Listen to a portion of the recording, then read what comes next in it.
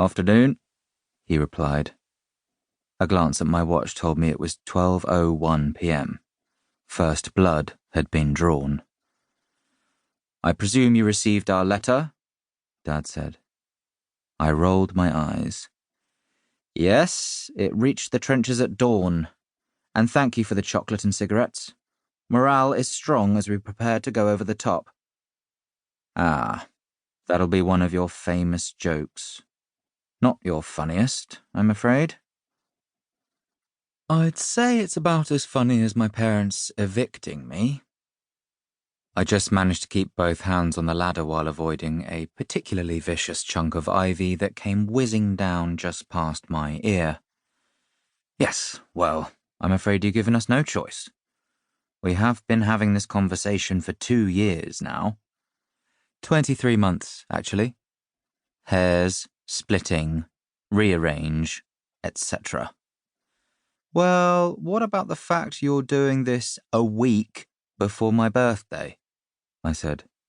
"Oh, come on, don't sulk."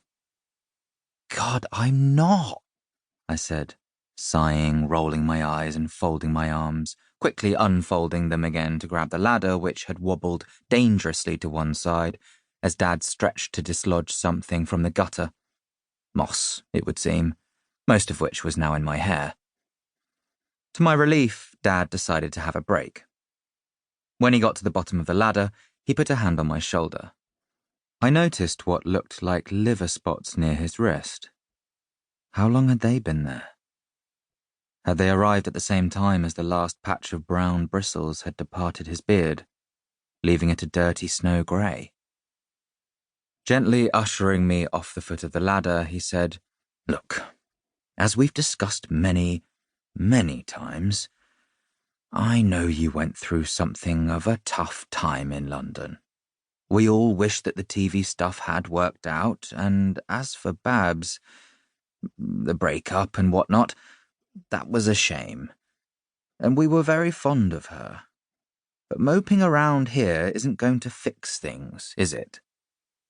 "But I'm happy here, Dad. Doesn't that count for anything?"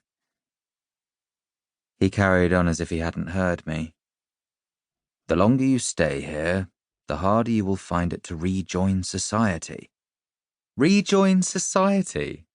You make me sound like I've just served a 10 stretch for armed robbery, or I'm some sort of hermit."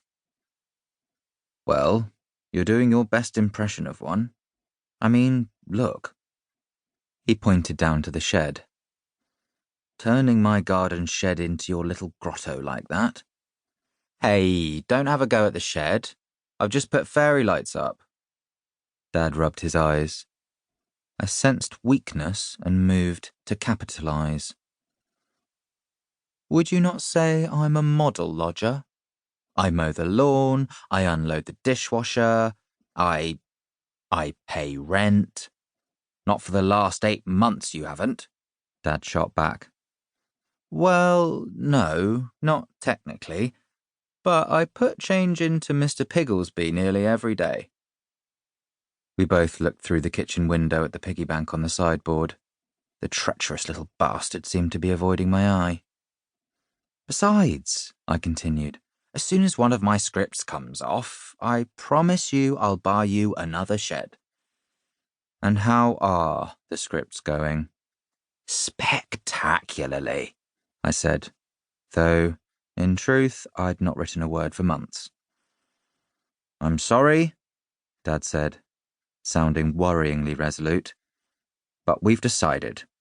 You've been here long enough. No more excuses. As we explained in our letter, we're giving you until your birthday. After all..." Oh God, he was going in for the kill.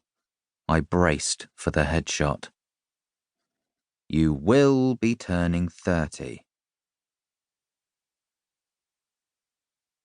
Chapter 2. Joel. The letter had changed everything. Although I'd learned the news it contained in person the day before I'd received it, it was only when I saw everything in stark black ink that it actually sunk in.